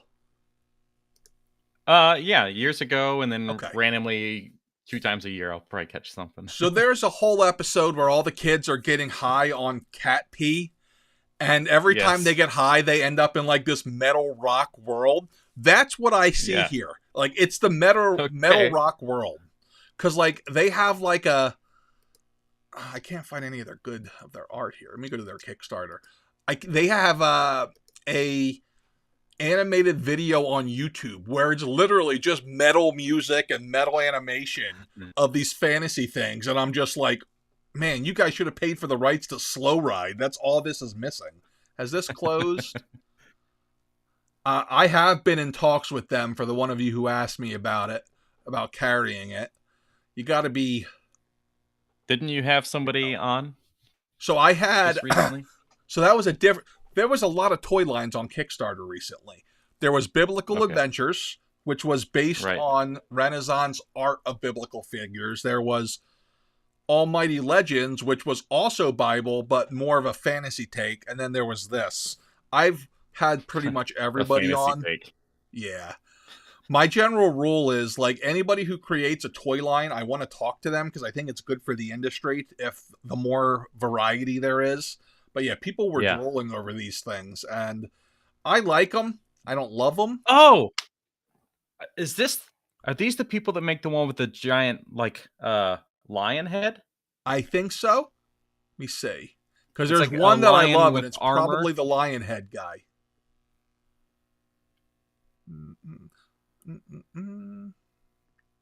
Yeah, these are pretty intense. You gotta love Metalocalypse. Yeah, there's a lot of random stuff in here. There's only a couple that I really, really, really loved. I try to, as like a collector, I'm trying really hard to not get into too many things, because it will bankrupt me, and I'll have to have my wife and children move out. Yeah, this is the one I loved. That's the one I like. Dang. Cool looking head. But yeah, I try not to collect anything else just because of space. Yeah, so there's a lot. Dude, it's not just the space I have. This is it. So whatever, it's like it's already full now. So I got to figure out. Guess what? Just get rid of stuff. 2 bookshelves now, man. Everything else is in storage because of store, and I have to get things standing again, as you can see. And then you go right in the studio. It's like space is limited. Yeah. Well, the nice thing is for you, right, is that you essentially are also an inbox collector. Yes. Well, that's the thing. Like, I have found that owning a store fulfills a big part of the collecting itch. It's like I own it for a while. That's all I need. Then I package them up and say, goodbye, fella. It's been real. It's been real. Yeah, that's a nice way to do it. Biblical Adventures is such a weird line. No hate, but very weird. Yeah, there seems to get, people go either way with it. I am a spiritual guy, so I kind of enjoy it, and I like it for learning. But as a historical guy, it's cool for me to see figures from specific pieces of art over the years come to life. Especially, again, Italian. Every rule in every Italian grandmother's house is you have to have at least 3 portraits of Jesus. So seeing all of the portraits come to life, because that's what they're based on, is pretty cool. I'm like, man, my mom would have appreciated this without a doubt. Man, Renetta went in on all three. That's awesome. All three waves. Look at you. Good man. Because you know we're going to start having the HasLabs popping up, and that's going to steal all of our money. Yeah. What do we know what's coming next in that? Do you have any guesses? My guess would be it's going to be... I'm thinking it's Giant Man. Just because it's going to be Avengers. We know that because of the year. And it's going to probably not be a vehicle based off of how well last year's went. Also, right. McFarlane might have just kind of screwed with them by putting out the $75 Batmobile. Yeah. So that doesn't help. I do, like, man, those are two things that I wish that I could have on here and review, because I want to, I didn't pre-order that Batman as much as I would think it would be a good thing to review, but that and the HasLab Ghost Rider, whatever it was, they're not going to be the same types of toys, though, or collectibles, or whatever you want to call them. They are going to be drastically different. I think what McFarlane does with his figures, that's what you're going to get in a vehicle. The HasLab is going to be better than a Marvel Legends thing, I think. Yeah. I would hope, right? Yeah, it's not a good comp. I think the best comp I had for it, my issue with it was, look, do you have either the Sentinel or Galactus, or have you seen either? No, I definitely came into all of this way too late to even. All right, yeah. So with the Sentinel specifically, if you actually count the amount of like joints and tooling in one hand, it's the same as the entire car. Like the amount of quality and value you got comparatively is what really annoyed me. So I wasn't comparing it to other things. Like I know people were comparing it to like the Bratz car, and it was pretty funny. But for me, it was more like, I'm sorry, I'm okay putting that kind of money into something like a Sentinel or a Galactus, but I'm not doing it for a car. Especially when like it felt like the bells and whistles weren't there. Like you're telling me you couldn't afford to pay for the Dodge Charger branding on this to make it like special? You know, like it's generic. Yeah. I think you're right. I mean, I know you're right. There's definitely one of the biggest issues there is that if you're going to price it similarly to the items that you have, then it needs to be like, apparently in this case, just needs to have a lot more stuff. Yeah. But I think they thought they could get away with it because the other areas they were successful. But then a lot of people like you were just like, well, we're not getting as much out of this. Was it all plastic? Yeah, it was all plastic. And like you had not even metal. Like the thing that they really failed on was that in order to get like it would have been worth it if all of the tiers unlocked, but they worked that into the pricing. Without the tiers unlocking, it was not bueno. Like if you would have told me $350, you'll get all this stuff, I'd have been in anyway, just for the stuff, because I know I'm never going to get a Mephisto figure. But that's not how it works, you know? Now, I'm pretty sure from talking to you and having seen your videos, you're not a huge wrestling guy, but their stuff lately, have you seen that everywhere? My Twitter feed is full of wrestling, and I'm just like, how do I mute these? Yes, this. No offense to anybody. I need this. This is my childhood on crack right there. Is massive. It's massive. Listen, I'm not going to lie to you. It's not coming out of the box for many years. But by the time I'm ready to display this, I don't even want to think about how expensive it's going to be. I was going to commission somebody to build something like this for me. So before I had the store, I had a cardboard version of a wrestling stage set up on the floor of a closet. And I'm like, man, until they come out with something better. But yeah, is this backed yet? No, 1,400 backers. Come on, people. Don't make me buy all of them. I don't think I have that kind of cash flow available. When did it? That was just a day or so ago, right? Yeah, but there's a early bird special on it. Okay. We'll find out.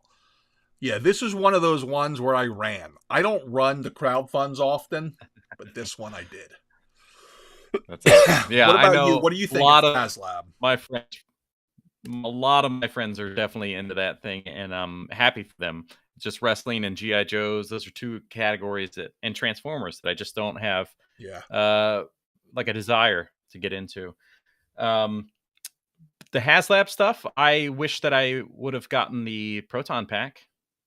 that was cool. That was one of The those thing where I was said, awesome. how can I justify this? And my wife, Nope. literally, she goes, it's not a toy, so it doesn't fit. I'm like, okay, boss, I understand.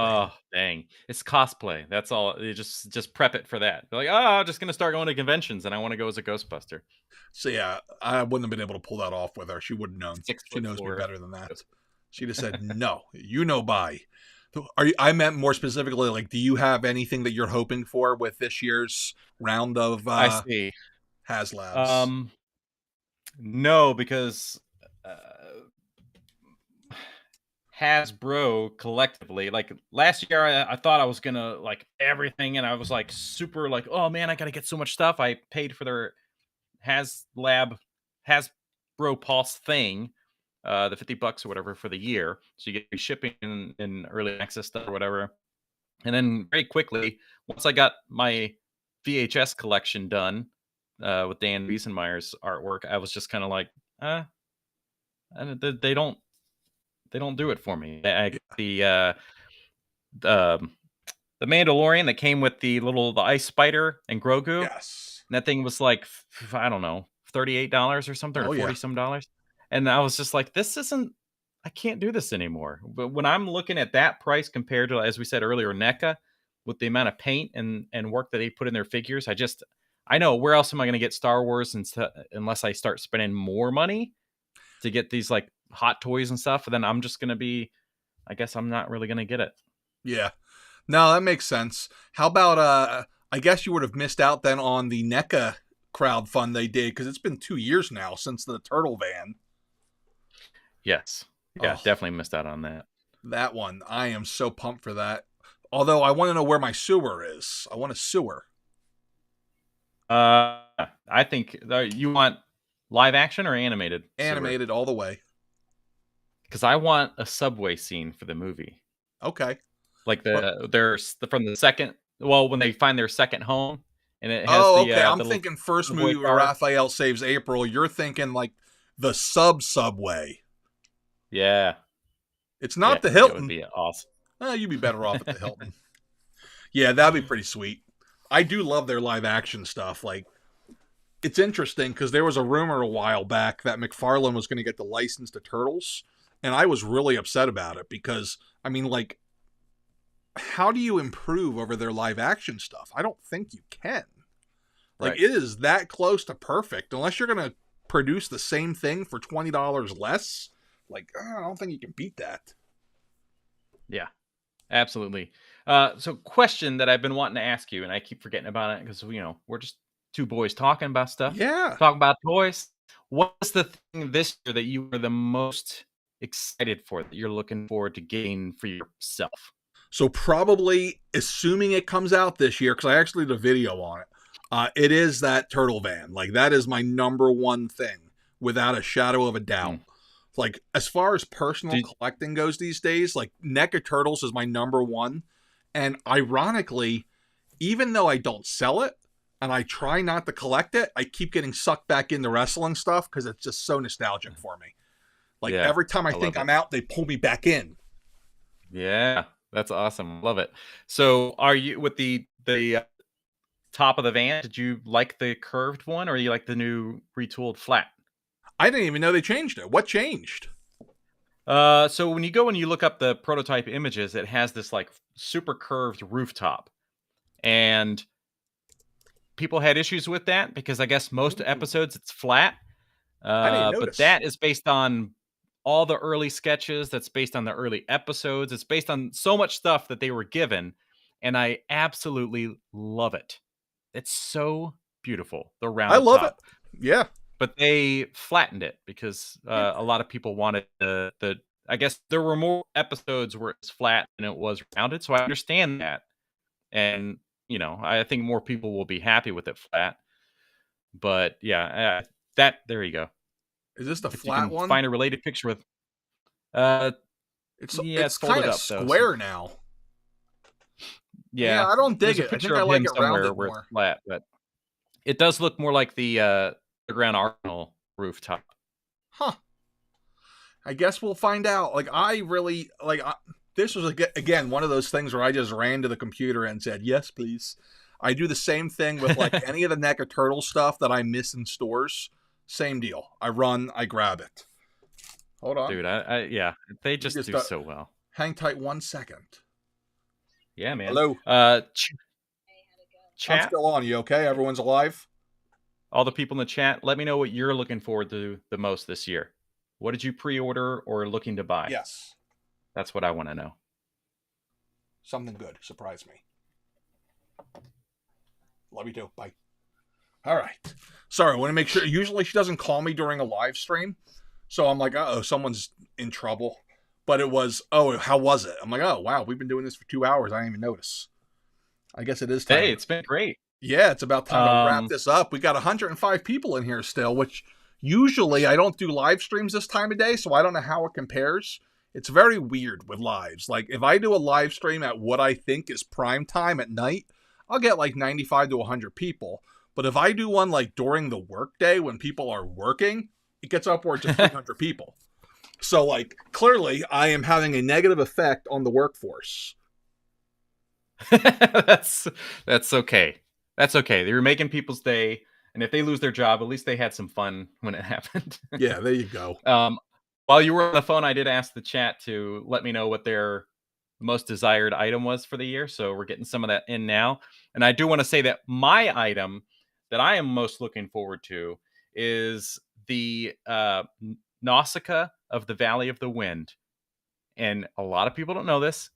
It's a Studio Ghibli film. It's 1984, so the year I was born. It is one of the best animated movies. It's so good. But the Nausicaa herself, and then another figure that comes with a couple of the birds that I'm looking forward to the most. Here we got some people that post up what they're. That chat is.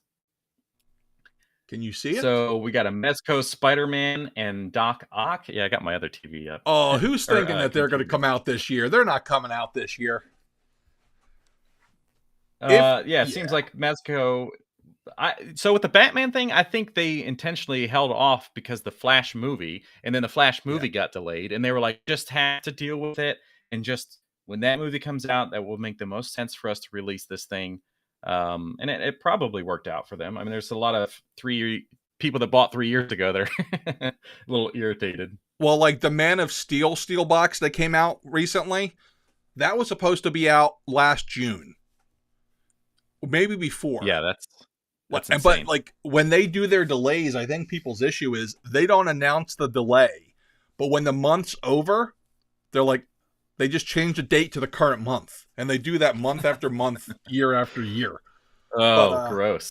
Yeah, the Ghost Rider, Ghost Rider's been like due any day now for like a year and a half.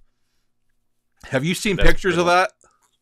No. Oh, but that makes me. I bought this Batman. I haven't him yet, and I don't know if I want him. Interesting. Based on the way he's built, he looks good. I've heard some bad things. Piss Tank. Yeah, he looks fun. Hiss probably for Monsters from Beyond.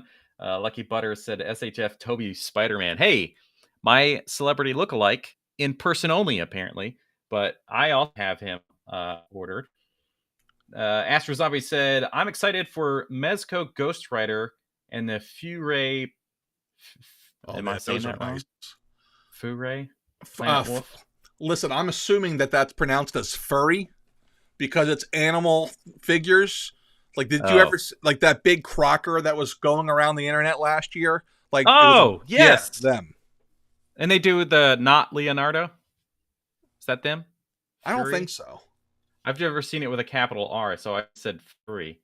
Yeah, I assume that was on purpose. I call them furry Yeah, I planet. imagine so. Toys for furry Plunderlings. lovers. Lot of animals of the Oh warrior no, kingdom. my chat jumped. Pre-ordered a Nostalgia Unbox reaction figure. Hey, nice. That's a Super 7. It's gonna look exactly like me. Nice. Um, some cheaper Mafex. Paddy Wagon. Whoa, what just happened? What's the Paddy Wagon? Is that a SpongeBob? I think it's a party Is wagon. that... No, I want Paddy Wagon.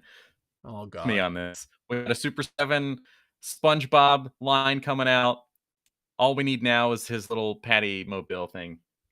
I never got SpongeBob. Although this is the Chinese government taught me this the other day. Listen, I love TikTok. China's got me. I don't care.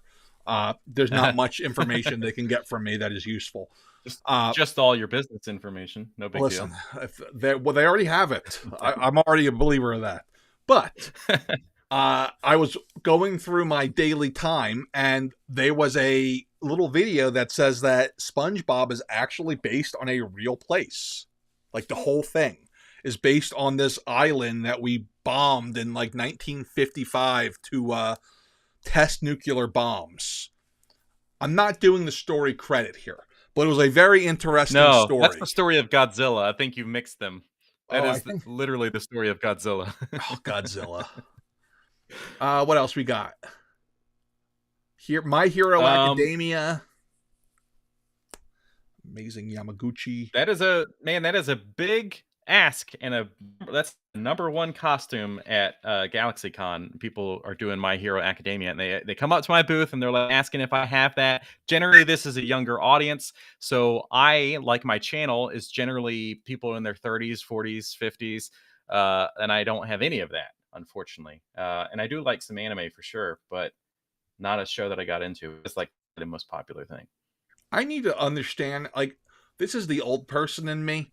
I feel like I missed a large part of my life working in restaurants. I don't understand anime, but it looks amazing. It's like, where do you start? I don't know. Well, I want to try. I don't know. Hey, I'm happy to send you just a couple things so you don't feel overwhelmed. As somebody that's not a big time anime person, I mean, obviously Dragon Ball Z would be a good one to just start with, as far as shows go. But maybe I'll do that, because I tried, I can't read the manga. I can't do it. The reading backwards thing, it screws with my mind. Just use a mirror, man. That's an interesting idea. If it doesn't work. Now the words are backwards. Street Fighter toys, those are a fun one. Next wave of those should be going up for pre-order any day now. Those look amazing. What else we got? The Godzilla from Toy Snowman. Toy Snowman. Someone said Godzilla. Godzilla. BB Collectibles said Cosmic Legions. Did I pre-order with you? I assume so. You have some cosmic stuff. Oh yeah, I have all of it. Okay. I will tell everybody though, everybody who wants Cosmic Legions and is waiting for it, the print run is incredibly low because so many people said, I don't know, maybe I'll buy into that. So there's going to be a run on those. As we learned earlier with my other channel, not a lot of people believe in space. So if you make space figures, no one's going to buy them. See, it all comes full circle. Tell that to George Lucas. And you didn't say they didn't believe in space. What do they think's above us then? It's a projection. The moon is a projection on a dome. Huh. Wait, we're in a dome? Yeah, man. No shit. You didn't know that? Do your research, bro. That's those comments. What are you sheep? Listen, Thomas goes nostalgic. I'm all down for a good conspiracy theory, but there has to be some kind of legs to it, okay? That's got man. There is a great documentary on the Flat Earthers on Netflix. I can't remember what it's called, but there's a huge convention that happens here in Raleigh, North Carolina, and they came and crazy. But towards the end, they have set up two wooden boards, and they're like, if it's a mile apart, then they should be the light we shoot through the hole of this one should hit above this board, right? Because the roundness of the earth, so the light is going to go over it. Well, they're like, but the earth's flat, so it's going to hit right here. and they shine the light through. They don't see it. Is it lined up right? They're checking everything. They can't find the light. It's not hitting the board. Well, we're gonna have to come back. If it is taller, it's taller than we thought. So they come back and do it another night, and this is now the end of the documentary. So I ruined it all for you. No, it's still really good to watch. But they shine the light through it, and it hits way above what they thought, and they're all just kind of like, huh. And that's the end of the documentary. It's just like, oops. Okay, that's exactly how I would want it to end. Because, like, for me, if I had the money to film that kind of documentary, I'd be like, hey, Elon, I need to borrow that SpaceX thing. I'm going to take these guys up and just screw with them. Get them up there, and they'll be like, oh, shit, we made a big mistake. Like, that would be kind of fun, actually. I do want to call out Thomas Goes Nostalgic, friend who also built this diorama for my Aliens figures. Nice. Amazing talent. He's most excited for Plunderings. I guess they have a crowdfunding going on, but are you familiar with Plunderings? I am. They show up in my chat every once in a while. What do you mean? Well, the company subscribed to the channel, so they just show up in my chat every once in a while. They're like, oh, hey. I'm like, oh, hey, is that really you? And then I got to go back and look. I'm like, oh, it really is you guys. Oh, wow. Yeah, it's pretty cool. They're just, and you still haven't ordered any of their stuff to sell. No, I get worried when I see things go on clearance at Big Bad. The businessman in me is like, ooh, that's not good. Yeah, understandable. But Thomas is a big fan of those things, those little goblin guys. Those are pretty cool. Some Hasbro Indiana Jones, man. A lot of people are digging these things. What do you feel? I like them for the most part. I think that, like, one, they don't have much run to them because there's only so many things they can do. Right. Then they run out of content. Also, the last movie doesn't exist in my head, and I'm assuming this new movie's not going to exist in my head. And that's not good. And I didn't even hate the last movie so much. It was more until we got to the aliens, and I'm like, really? Really? Yeah. I will say they sold like hotcakes. Oh, that's good. I got my first couple batches in already. Like, I've already fulfilled all the pre-orders on those. The only people who haven't gotten theirs yet are people who, like, ordered Indiana Jones 3 weeks ago. So you guys might be waiting a bit because everybody wants just that one figure. And they really screwed the case assortment. They put 2 of the Marians in there, and they put 2 Salas in there, but everybody wants the one Nazi guy. And there's only one of him. Oh, no. Well, I'm glad they're selling well. Yeah, they're popular for now. Once we get the Sean Connery figure, then we know it's near the end. Yeah, that's true. And then you got to get Indy the dog. Yes. Which we've never seen, right? That's just the I technically kind of have because my brother named one of his dogs Indiana. So I'm like, okay, this makes a lot of sense. And then he just walked around and said, I named you Junior. I had to punch him at some point. Oh, you did an April Fool's video? How'd that go over? Yeah, so this is like, it was on Batman specifically. I guess Tricky, I do have him on pre-order, like literally, but so I was like, 2 weeks ago, I gotta make an April Fool's video. I just have to. And I want it to be something that's still entertaining, and I don't want to like waste anybody's time. So ultimately, it just becomes like this kind of studio tour, and I talk about my art and some of the other things. But I was really worried because last week people were starting to get him in their hands, and I was like, oh no, I can't do this. People are gonna really think that I have it. But from what I got in the comments, like people still really enjoyed it, had fun. There's a segment where I just have like a Premiere Pro, like the video file is corrupted, so it's just like this red image with like text that says files gone or whatever. Nice. And people were like texting me or commenting and being like, hey man, the image of Batman's missing. That's fantastic. But, yeah, it was fun, and I'm sure now it's just anybody that watches it now is going to be like, oh, this is stupid. Yeah, that's the fun of that. I thought about doing something, but I'm like, nah, I got nothing. Because I don't want to, like, yeah, I just didn't have anything creative in me.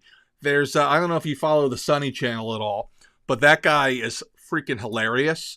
He does a lot on Twitter where he'll just post, like, let me think of a good example. He did, Oh, when the Marvel Legends Cyclone came out, he like took a random figure and covered it in tinfoil and then did this whole thing about, hey, I just want to say thanks to the Marvel team for sending me this early. And like he just does crap like that regularly, and it's freaking hilarious. Oh, I love it. He also love takes it. One his of my Galactus in earlier a backpack. videos. It's great.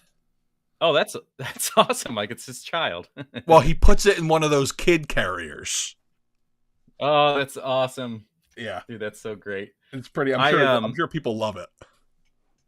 One of my early videos was back with this whole like Auto T with NECA and Walmart and all that fun NFT stuff. Yeah. And we were like way past the date of receiving them.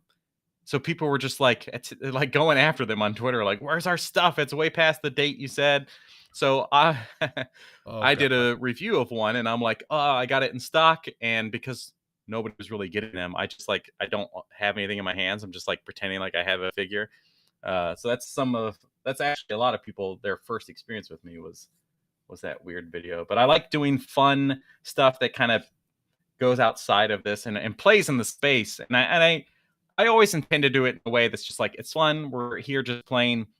Like I said earlier, I wanted to entertain people and let them have a good time. Yeah. Right. So I never really want it to be like hurtful or anything like that, where somebody comes and I don't actually have Batman or I don't actually have this figure. Like, I hope that it's like pretty clear that I'm making these jokes throughout that like, yeah, I don't have this. Yeah. Yeah. I'm pretty sure they figured it out. Geek Effect knows Sonny. He knows what's up.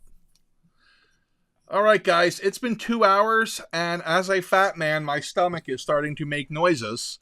That means that I must feed the beast.